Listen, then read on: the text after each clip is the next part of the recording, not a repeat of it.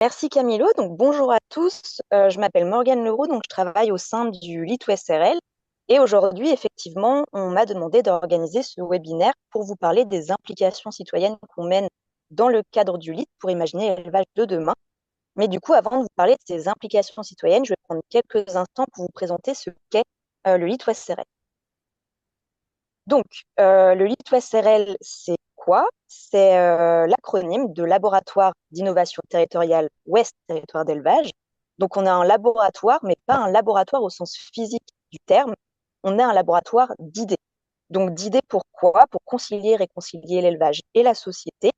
Et pour répondre donc à cette ambition de concilier, réconcilier élevage et société, on a 4 axes de travail. Le premier, c'est l'amélioration du bien-être des animaux d'élevage. Le deuxième, l'amélioration de leur santé tout en diminuant les intrants médicamenteux. Le troisième, c'est l'amélioration des conditions de travail des personnes en contact de ces animaux d'élevage. Et le quatrième, c'est la diminution des impacts négatifs de l'élevage sur l'environnement. Donc, une ambition qu'on décline en 4 axes, qu'on décline sur 3 espèces, les porcs, les bovins et les volailles. Et alors, quand je dis qu'on les décline, concrètement, nous, dans le cadre du LIT, on est une petite équipe, puisqu'on est une équipe de 8 personnes. Mais notre force de frappe, on la trouve dans un consortium d'acteurs variés qui ont décidé d'adhérer au LIT SRL parce qu'ils partagent la même ambition que nous, de vouloir réconcilier élevage et société en imaginant l'élevage de demain. Donc, dans ce consortium d'acteurs, vous allez retrouver donc, des professionnels qui sont représentatifs de l'amont à l'aval des 3 filières animales que j'ai citées, avec par exemple des groupements d'éleveurs comme Eureden, Terena, des transformateurs, des abatteurs comme Jocelyn Port Abattage ou Kerméné, jusqu'aux distributeurs comme Système U ou Carrefour. Et il y a aussi bien sûr toutes les structures professionnelles qui accompagnent, qui évoluent autour de ces différents acteurs, comme l'INRAE, les chambres d'agriculture, l'ANSES, les associations de protection animale, les instituts techniques et aussi les structures qui forment les futurs professionnels, comme des écoles d'ingénieurs avec AgroCampus, enfin l'Institut Agro et les A d'Angers, des écoles vétérinaires comme Oneris et des lycées agricoles comme le lycée Le Robillard. Et quand je dis que notre force de frappe, on la trouve dans notre consortium d'acteurs, c'est parce que les différents projets qu'on mène dans le cadre du LIT, on les mène sous un format de co-construction avec ces acteurs du consortium. Et la co-construction, donc c'est vraiment l'ADN du LIT. Donc on part du principe que pour imaginer l'élevage de demain, celui-ci doit être co-construit avec l'ensemble des acteurs, et en l'occurrence, du coup, avec l'ensemble des acteurs professionnels et non professionnels. Et c'est là qu'arrive notre fameuse implication citoyenne. Alors, pourquoi on a décidé, dans le cadre des actions du LIT, en partenariat donc, avec notre consortium d'acteurs, d'y inclure les citoyens? Donc, on a fait ce choix parce que la poussée des demandes sociétales, parce que sous la poussée des demandes sociétales, les professionnels des filières animales, alors certes, avaient déjà le réflexe de bouger, d'évoluer, d'essayer d'y répondre, mais malheureusement, en le faisant, pour la plupart d'entre eux, totalement isolément des citoyens, ce qui fait que les attentes de ces citoyens pouvaient être mal comprises par les professionnels, ou les solutions pour y répondre pouvaient être extrapolées, ce qui entraînait donc des actions qui ne répondaient pas ou peu aux attentes des citoyens, mais par contre coûtaient beaucoup en énergie, en temps et en argent aux professionnels, ce qui avait pour effet de les décourager, de les démotiver à répondre demain à ces attentes sociétales. Donc pour essayer de limiter ce risque et imaginer un élevage demain qui permette vraiment de concilier et réconcilier professionnels et grand public, au sein du LIT SRL, pardon, on a décidé dans nos projets, donc qui visait à construire l'élevage de demain, d'impliquer l'ensemble des professionnels parties prenantes de l'élevage, mais également d'y inclure les citoyens. Alors, comment est-ce qu'on a décidé d'impliquer les citoyens dans nos actions? Ce qu'il faut savoir, c'est que le LIT SRL mène des actions sur le terrain depuis 2020. Entre 2020 et 2024, on a mis en œuvre 25 implications citoyennes parmi les différents projets qu'on a menés pour imaginer l'élevage de demain. Et dans ces projets, parfois, il y avait une implication citoyenne, parfois, il y en avait plusieurs à différentes étapes du projet, donc menées avec les professionnels. Et ces implications citoyennes, elles étaient personnalisées selon le projet dans lequel elles étaient déployées. Donc selon le projet, mais aussi selon les caractéristiques qui allaient au-delà du projet en question et qui dépendaient plutôt donc, des aspects organisationnels, temporels ou financiers qui accompagnaient le projet. Et du coup, au final, ces 25 implications elles sont tellement personnalisées qu'elles sont extrêmement différentes les unes des autres.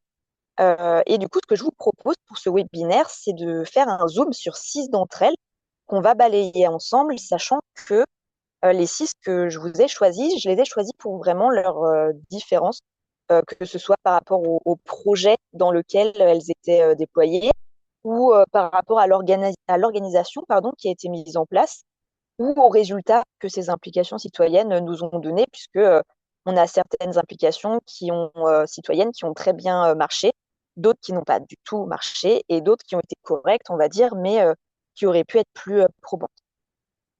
Donc, la première implication dont je voulais vous parler, c'est une conférence citoyenne qu'on a mis en place en 2020. Donc, ça devait être le premier format de mémoire qu'on a testé en termes d'implication. Donc, celle-ci, elle faisait pas partie d'un projet. Donc, cette conférence, elle faisait pas partie d'un projet particulier, mais elle avait pour objectif d'informer les citoyens sur le bien-être des animaux d'élevage afin de les inciter à s'impliquer dans les projets qu'on allait ensuite mettre en œuvre. Donc une conférence, bon, je pense qu'on est d'accord, hein, mais c'est un événement où du coup on a convié une assemblée de personnes pour discuter d'un sujet important. Donc ici le bien-être des animaux d'élevage, avec l'intitulé qui était donc le suivant, démêler le vrai, le flou autour du bien-être des animaux d'élevage. Donc nous on avait fait un focus sur les animaux d'élevage les plus répandus dans la région sur laquelle on faisait la conférence, donc à savoir, donc c'était en Normandie, donc c'était avec les bovins, donc sur les bovins, pardon. Cette conférence, plus précisément, en Normandie, elle a eu lieu à Argentan et encore plus précisément à la médiathèque d'Argentan. Elle était prévue pour durer environ 2 heures avec une première partie discussion ouverte avec le grand public. Enfin, non, avec une première partie déjà contextualisation avec les experts et une deuxième partie discussion ouverte avec le grand public. On n'avait pas de critères particuliers en termes de profil de citoyen grand public à recruter, si ce n'est un critère géographique, puisqu'il fallait que ce soit des habitants du territoire d'Argentan, qui est notre territoire pilote dans la région Normandie. On a un territoire pilote par région, sachant qu'on est du coup dans les régions Bretagne, Normandie et Pays de la Loire. Et du coup, pour recruter ces citoyens, on s'est appuyé sur la communication habituelle en fait, d'Argentan Intercom et de la médiathèque d'Argentan, qu'on a essayé d'élargir en posant des affiches dans des lieux de passage d'Argentan et en publiant des articles dans les journaux locaux notamment. Alors c'était de mémoire le Ouest France et le Journal de l'Orne.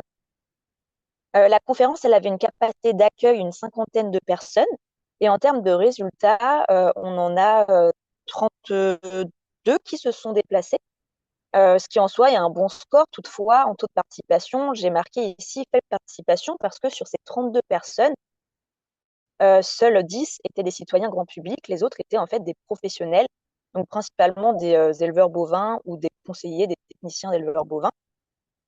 Alors pourquoi? Parce que tout simplement, donc comme je vous l'ai dit, on était au tout début du I2SRL, on ne nous connaissait pas encore sur notre territoire pilote normand.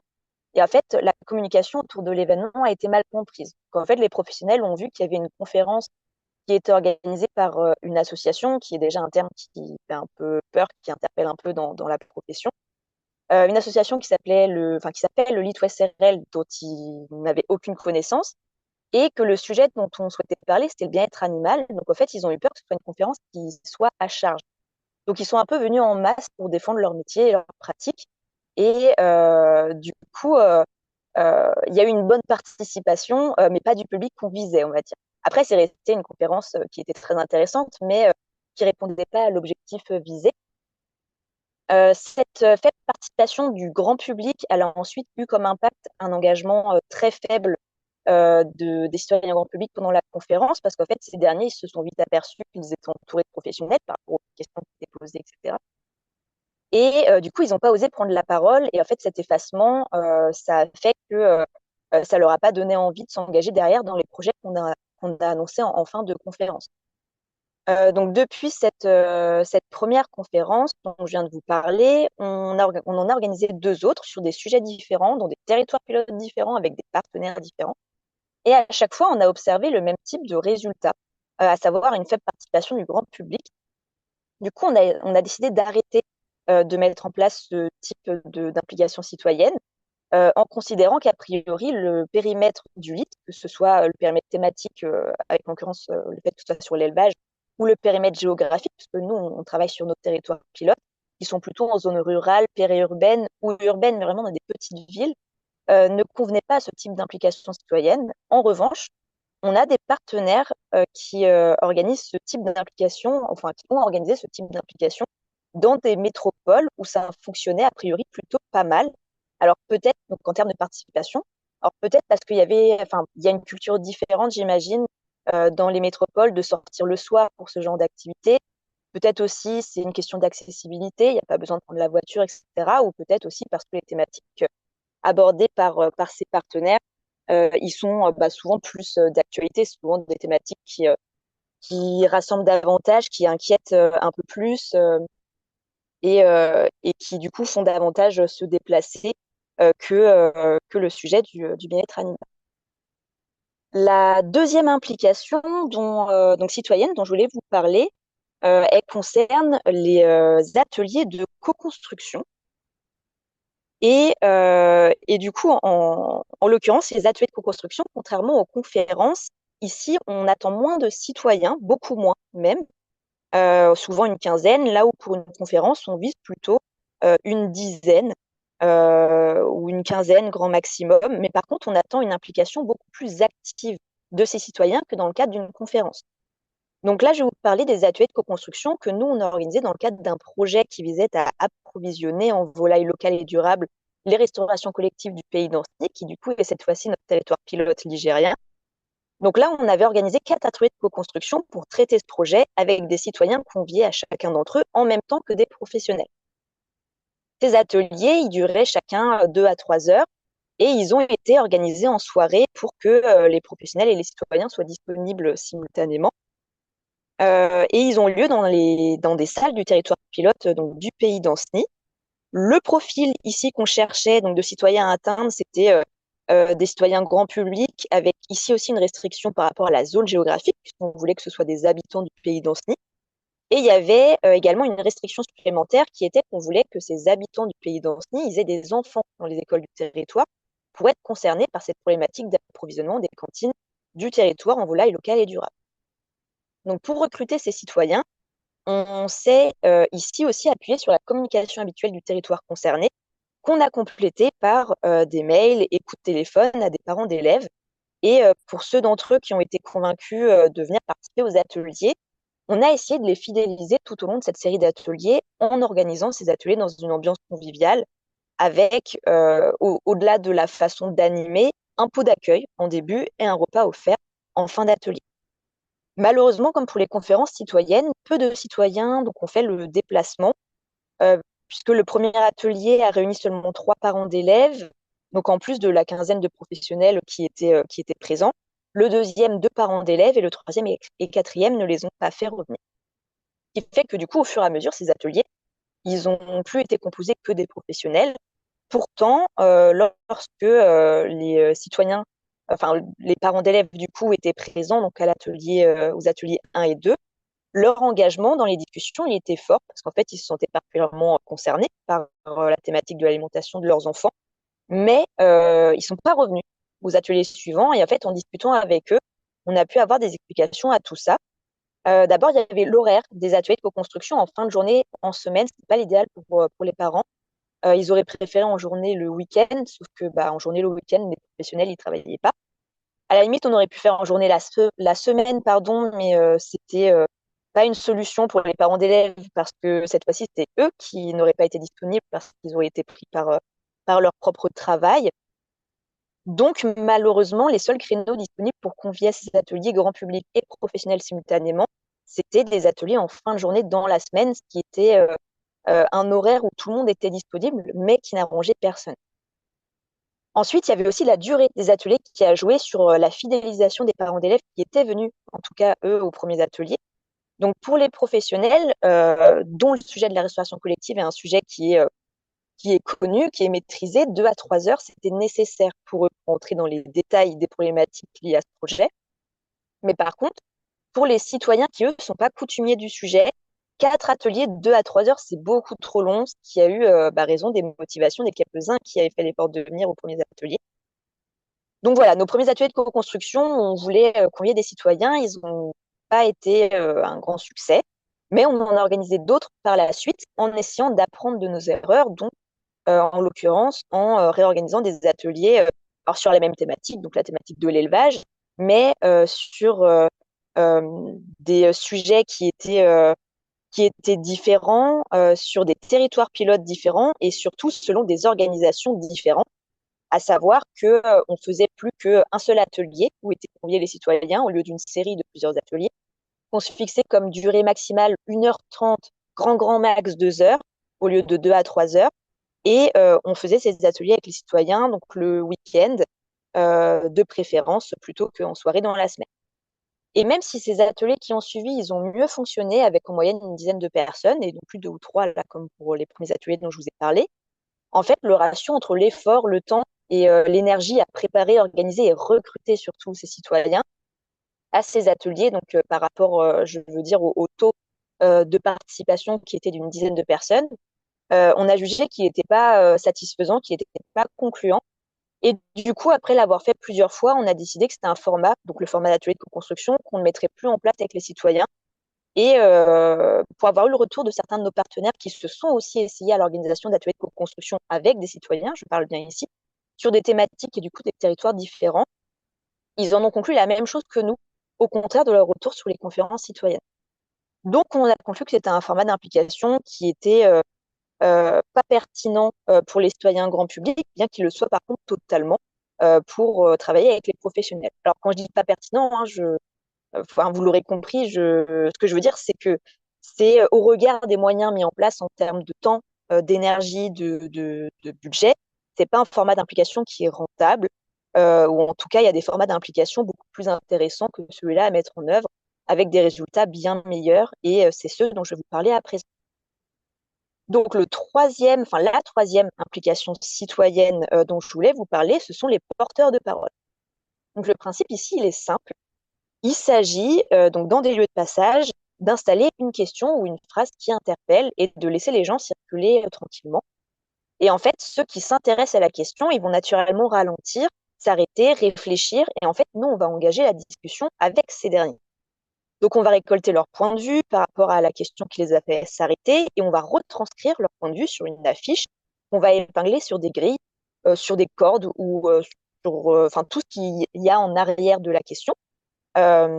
Et où du coup, on va épingler les réponses des passants en arrière de la question. Donc, comme ça, les passants suivants qui manifestent de l'intérêt pour notre question, soit on récolte également leur point de vue, qu'on retranscrit sur une affiche qu'on épingle également, soit ils décident de réagir à la parole laissée par les autres passants, les précédents, donc ils peuvent lire sur les affiches épinglées et on retranscrit leur réaction à ces dires des précédents passants. Donc ça, c'est le principe des porteurs de parole. Concrètement, c'est une animation qui est organisée pour faire un diagnostic généralement en amont d'un projet ou pour tester l'acceptabilité de résultats ou de perspectives à la fin d'un projet, issu d'un projet. Donc, dans notre cas, on a utilisé cette méthode en amont d'un projet qui portait sur comment faciliter l'engagement des éleveurs dans des démarches de progrès en santé et bien-être animal. Donc, ça, c'était également dans notre territoire pilote ligérien, donc le pays d'Ancenis.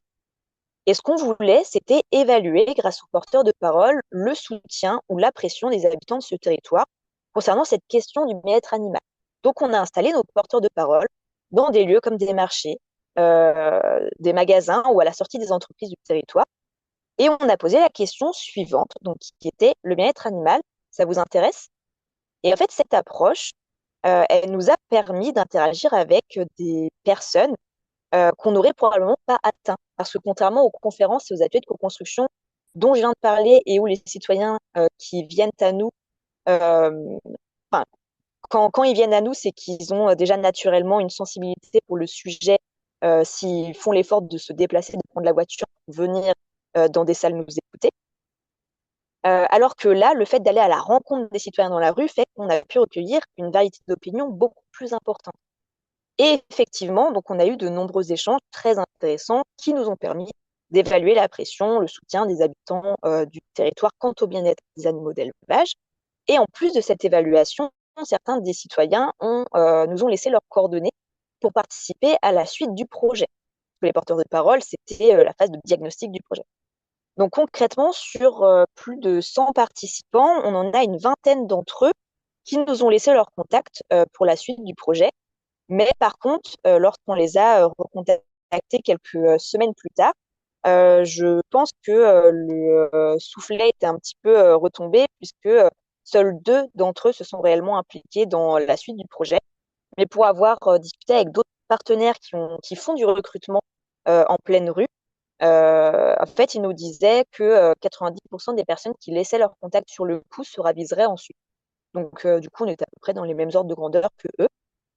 Donc, si vous mettez en place cette implication citoyenne, donc pour répondre à l'objectif de recrutement par la suite, les résultats seront un peu décevants au niveau quantitatif.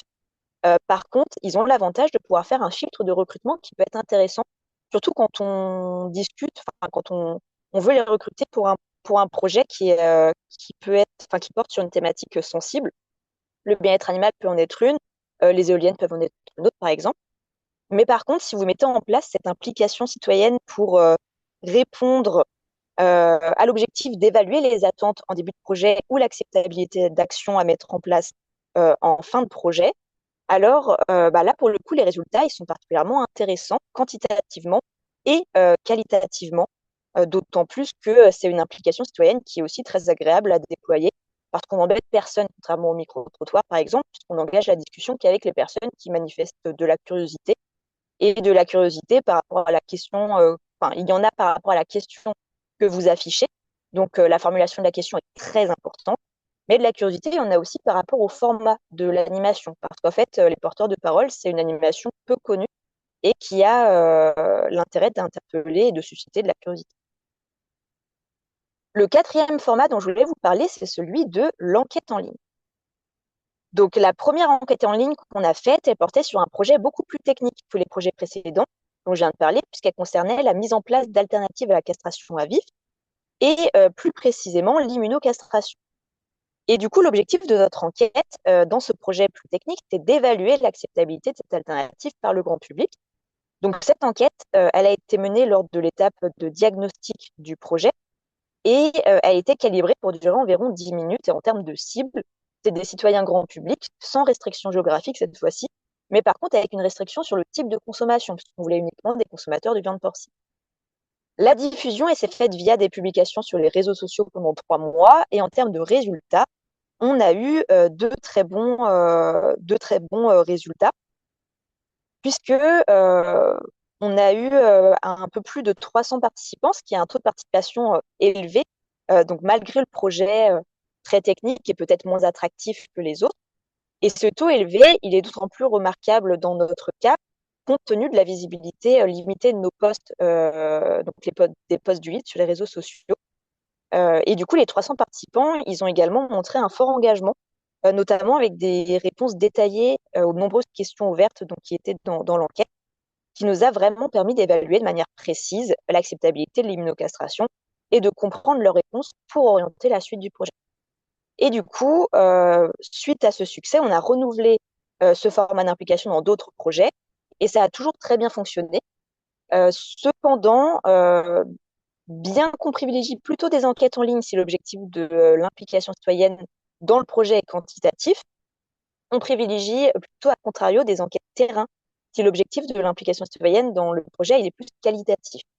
Et on privilégie aussi des enquêtes diffusées sur le terrain si le projet nécessite un filtre de recrutement chez les citoyens participants, comme par exemple si on veut juste des citoyens qui habitent dans un territoire donné, ce qui était le cas des fois, nous, pour nos territoires pilotes.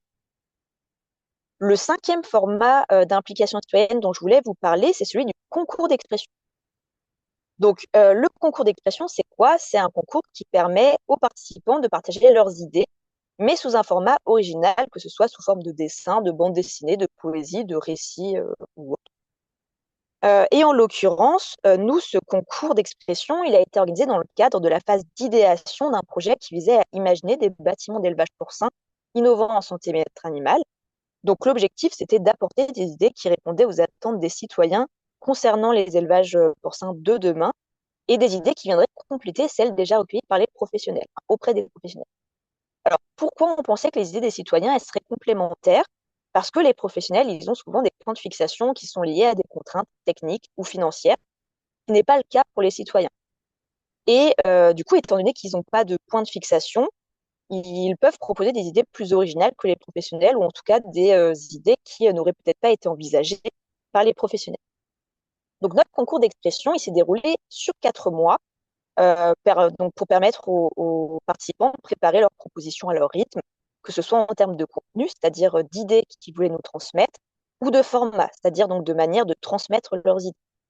En termes de profil, le concours, il était ouvert à tous les citoyens grand public, sans restriction géographique ni consommation. Pour recruter les participants, on a mis en place une campagne de communication via des mailing lists à des médiathèques et des bibliothèques ou des centres aérés pour qu'ils puissent rediffuser l'information. Et en plus de cette communication en direct, on est allé sur le terrain pour distribuer des flyers dans des lieux fréquentés, euh, tels que des supermarchés de mémoire. Et on précisait également sur les flyers qu'on distribuait que les meilleures participations, elles seraient récompensées par des paniers garnis de produits fermiers pour essayer d'inciter les personnes à qui la communication arrivait jusqu'aux oreilles d'y participer. Mais du coup, malgré ces efforts et toute l'énergie, et il y en a eu beaucoup d'énergie dépensée dans la communication du concours, on a été un peu déçus par la faible participation, puisque seulement 7 participants en 4 mois nous ont envoyé leur participation. Mais cette déception, par contre, sur le plan quantitatif, elle a été vite atténuée par la qualité des propositions reçues. Notamment, là, vous avez une BD réalisée par un enfant de 8 ans qui imaginait un élevage où les porcs pâtureraient demain et écouteraient de la musique pour se détendre, ce qui a inspiré donc, des idées intéressantes qu'on a pu utiliser dans la suite du projet. Et on avait également reçu une autre proposition d'un enfant qui nous expliquait que lui, quand il se baladait, il aimerait bien voir papa cochon avec maman cochon et les bébés cochons. Donc, voilà, dit comme ça, c'est très enfantin, ça paraît très enfantin et on pourrait se dire, bah mince, qu'est-ce que je vais pouvoir faire de ça? Mais en fait, si on dépasse cette première impression et qu'on prend la proposition au sérieux, on peut traduire ça derrière par l'idée que l'enfant, lui, ce qu'il aimerait voir, c'est des élevages demain qui élèvent des porcs en groupes familiaux, qui se rapprochent du comportement naturel de l'espèce, plutôt que de les élever en bande. Et en fait, cette idée que les élevages de demain puissent élever des porcs en groupes familiaux, c'est ce qu'on appelle dans le jargon l'approche compagnie. Et elle a été reprise par les professionnels de notre projet et a servi de base à la conception d'un des 4 concepts innovants. Donc, ils ont imaginé, et en l'occurrence, ça a été même le bâtiment le plus en rupture avec l'existant, puisque les 3 autres concepts qu'ils ont imaginés, c'était plutôt des améliorations plus ou moins poussées des bâtiments d'élevage qui existent déjà aujourd'hui. Donc, en résumé, notre concours d'expression niveau participation, il était un petit peu décevant au regard de l'énergie et du temps déployé. Mais par contre, l'impact des idées qu'on a pu en faire ressortir, il a été pardon, extrêmement important. Et du coup, en essayant de réfléchir à comment on pourrait augmenter la participation, on a pu tirer des pistes d'amélioration des contacts qu'on avait eus avec les personnes à qui on distribuait pardon, les flyers, puisque ces personnes nous remerciaient d'avoir ce type d'initiative, mais par contre nous disaient qu'elles ne se sentaient pas légitimes de proposer des idées. Et en fait, ce manque de légitimité, il était la raison de beaucoup de non-participation des personnes qu'on rencontrait. Et parmi celles d'entre elles qui n'étaient pas bloquées par ce manque de légitimité, certaines étaient freinées par le côté créatif du projet et considéraient qu'elles avaient des idées, mais qu'elles ne sauraient pas réaliser un dessin qui l'illustrerait bien ou écrire une poésie qui compterait au mieux leur idée. Donc par la suite, ce principe du concours d'expression, on l'a repris et mis en œuvre avec d'autres projets, mais plutôt sous un format tout simplement de concours d'idées, c'est-à-dire qu'on a enlevé le côté créatif du concours, qui rend moins sympa la réception des propositions, mais par contre, on a beaucoup plus de participation. Et le 6e format dont je voulais vous parler et qu'on a testé donc pour impliquer les citoyens, c'est les visites d'élevage virtuelles. Donc là, en l'occurrence, c'était dans le cadre du même projet que celui dont je viens de vous parler, donc qui visait à imaginer des bâtiments d'élevage porcin innovants pour lequel les professionnels en sont donc arrivés à la création de 4 concepts de bâtiments, donc grâce aux idées qu'ils avaient proposées et que les citoyens avaient complétées grâce au concours d'expression. Et ensuite, du coup, ces 4 concepts de bâtiments, on voulait les soumettre à une analyse multicritère pour évaluer, à dire d'experts, leurs impacts sur le bien-être animal, la santé animale, les conditions de travail, l'environnement et les performances techniques et zootechniques, et pour évaluer, à dire de citoyens, l'acceptabilité citoyenne et le consentement à payer des consommateurs. Donc, pour évaluer, pour l'évaluation, à dire, de citoyens, on a essayé de recueillir leurs réactions sur ces quatre concepts sur la base d'esquisses qui les illustraient. Mais en fait, on s'est vite rendu compte que les citoyens, ils avaient du mal à se projeter sur la base des esquisses. Donc, pour les aider, on a décidé de modéliser en 3D chacun des quatre concepts et on a ensuite organisé des visites virtuelles de ces quatre concepts sur la base du coup, de leur environnement 3D. Donc, concrètement, on invitait les citoyens à rentrer dans un cube d'immersion où étaient projetés en 3D les concepts d'élevage du futur qu'ils souhaitaient visiter. Et cette expérience, du coup très immersive, elle a été organisée sur un stand dans le salon agricole grand public que vous connaissez peut-être, qui s'appelle Haut-la-Vache à Pontivy, donc c'est en Bretagne. Et du coup, sur les 2 jours de salon, le week-end, on a pu faire visiter virtuellement nos élevages du futur à 30 personnes, sachant qu'on restait en moyenne 30 minutes avec chacune d'entre elles, donc entre le temps de visite virtuelle et le temps d'interaction, de questions avec nous. Donc en fait, on ne s'est pas arrêté pendant tout le salon, il y a une très forte participation, et en plus d'être élevée, elle a été précieuse dans la suite du projet, dans la suite et fin même, puisque en nous partageant leurs retours, leurs ressentis, leur satisfaction et insatisfaction, incompréhension, on a pu repérer des points d'amélioration dans chacun des quatre concepts et du coup les améliorer. Donc ces visites, elles ont eu un impact fort sur le projet, mais elles étaient coûteuses par contre à préparer. La modélisation 3D, c'est quelque chose de très coûteux. Donc par la suite, si c'était possible, ce qui n'était pas le cas pour ce projet-là, puisqu'on parlait d'élevage qui n'existait pas encore, mais pour les projets qui ont suivi, si c'était possible, on optait plutôt pour des visites d'élevage réelles. Du coup, quels enseignements retenir de ces implications? Alors, question difficile, puisque dans les implications citoyennes qu'on a menées, vous l'avez vu avec les 6 que je vous ai présentés, elles présentent des caractéristiques d'organisation extrêmement variables, avec des résultats tout aussi divers. Mais ces caractéristiques d'organisation, elles sont encore plus variées que ce que je pense que vous avez réellement perçu quand je les ai mentionnées, puisqu'elles sont, et là du coup, si Estelle, tu passes à la slide suivante, puisqu'elles sont du coup personnalisées au projet. Donc, elles sont dépendantes du type de projet dans lequel elles ont lieu, de l'espèce concernée par ce projet, de la thématique abordée pour cette espèce, de l'étape dans le processus d'innovation du projet, ainsi que de l'objectif de l'implication citoyenne à ces moments-là. Mais elles sont aussi personnalisées aux opportunités et contraintes qui accompagnent le projet en question, puisqu'elles sont influencées par des modalités géographiques et temporelles, le lieu, le moment, la durée possible de l'implication et sa fréquence. Elles sont aussi influencées par des modalités organisationnelles, telles que la nature de l'implication, le nombre de citoyens qu'on souhaite impliquer, le fait qu'ils soient en contact ou non avec d'autres citoyens, le fait qu'ils soient en contact ou non avec les professionnels, ainsi que le profil des citoyens qu'on veut, le mode de recrutement qu'on peut mettre en place, avec notamment l'appui ou pas des acteurs locaux, la façon d'impliquer les citoyens et de les fidéliser pour ceux pour les projets pour lesquels c'est un objectif. Et elles sont aussi influencées par des paramètres politiques et financiers, parce qu'en l'occurrence, il y a la possibilité de mettre en place un dédommagement, qui soit financier ou non d'ailleurs. Et là, pour les implications que je vous ai présentées, il n'y avait pas de dédommagement financier, mais pouvait y avoir une incitation via un dédommagement en nature, parce que si vous vous rappelez bien, j'ai parlé pour certains d'entre eux de panier garni pour les fermiers à gagner. Bref, nos 25 implications citoyennes, elles varient entre elles sur ces 18 points caractéristiques d'organisation, ce qui rend chacune d'entre elles unique et qui répond donc tout à fait à notre identité d'être un laboratoire d'innovation. Mais cette diversité dans les choix d'organisation, elle rend plus difficile leur analyse. Malgré tout, en croisant ces choix d'organisation aux résultats obtenus en termes de recrutement, d'engagement des personnes recrutées et d'impact de cet engagement dans les projets, on arrive tout de même à en tirer des enseignements. Donc ces enseignements, qu'on soit bien d'accord, ils proviennent de notre retour d'expérience à nous au sein du 8OSRL, spécifiquement sur la thématique de l'élevage de demain dans le Grand Ouest et plus précisément dans nos 3 territoires pilotes. Donc je vais vous partager certains de ces enseignements et en l'occurrence ceux qui peuvent être intéressants à avoir en tête pour le projet Présence, qui est le projet pour lequel on m'a demandé d'organiser aujourd'hui ce webinaire. Mais si vous voulez prendre connaissance de tous les enseignements qu'on a pu en tirer, n'hésitez pas à revenir vers moi à la suite de ce webinaire. Donc, parmi les enseignements qui ressortent et qui sont intéressants à mon sens à partager pour le projet Présence, déjà, il y a le fait que les citoyens sont suffisamment intéressés par la thématique de l'élevage de demain, donc qui est la thématique de travail du LIT, mais également du projet Présence, pour accepter de s'impliquer dans le projet.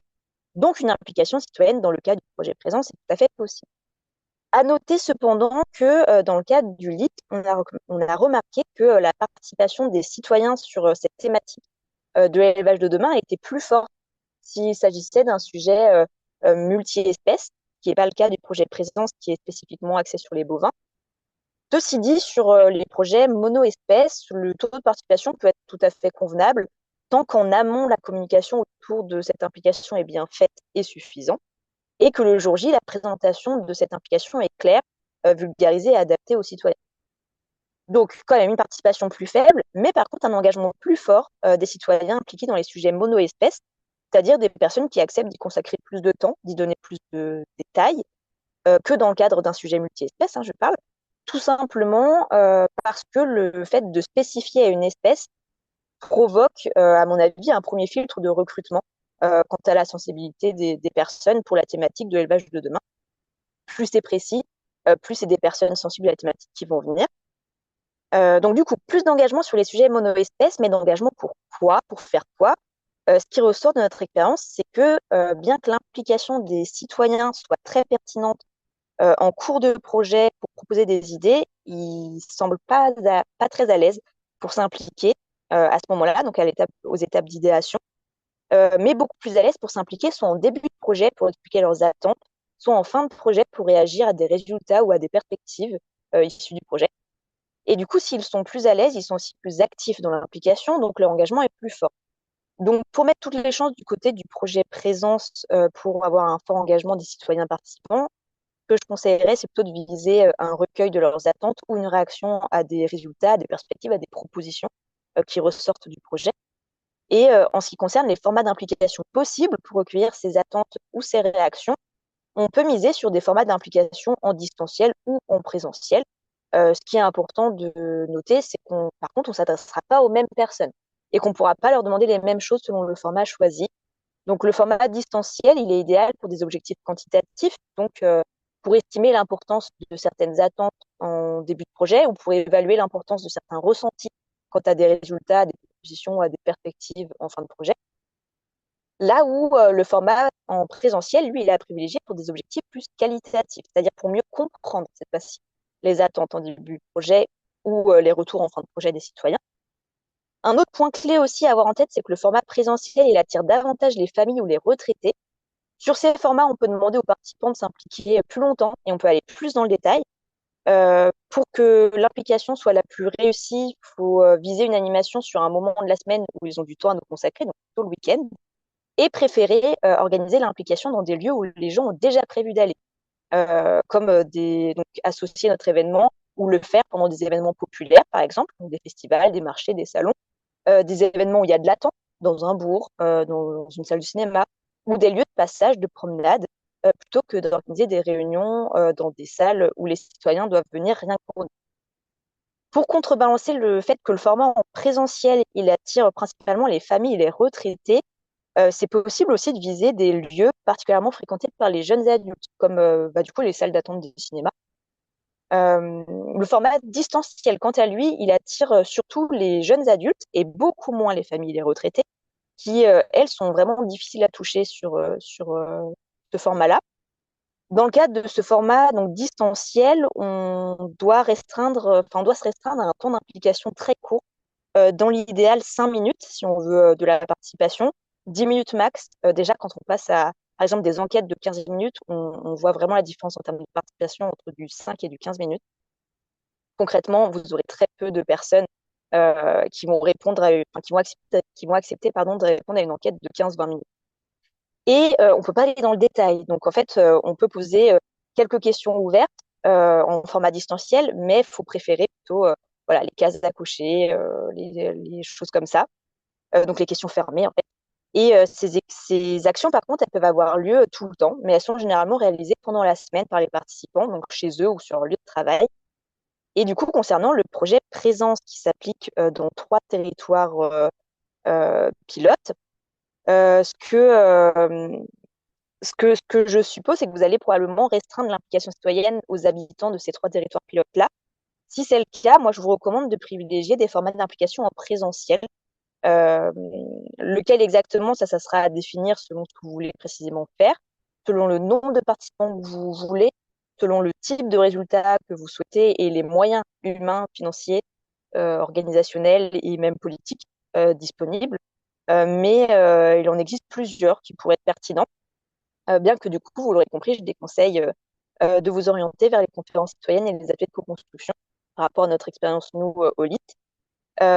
Préférez plutôt des formats comme bah, les enquêtes, qu'elles soient terrain, par exemple, ou les porteurs de parole, ou des visites d'élevage, ou d'autres actions, surtout si elles peuvent être du coup intégrées à des événements locaux, à des lieux fréquentés. Quoi qu'il en soit, ou en tout cas quoi qu'il soit choisi ensuite par présence pour ces implications citoyennes, ça se prépare minutieusement, encore plus peut-être qu'une implication des professionnels. Et si c'est suffisamment bien préparé et bien exécuté, et que on a de la chance, parce qu'il y a un facteur chance qui est assez important dans la réussite des implications citoyennes, alors voilà, c'est une action ou ce sont des actions qui vont vraiment permettre de nourrir d'une façon extrêmement intéressante et pertinente le projet présence là du coup. Voilà, c'était tout ce que je voulais vous dire. Si jamais vous avez des questions, n'hésitez pas à me les poser. Là, je peux y répondre en direct. Et sinon, je vous ai mis en dernière slide mon contact. Voilà, si jamais vous avez des questions qui vous viennent après et vous voulez en discuter avec moi.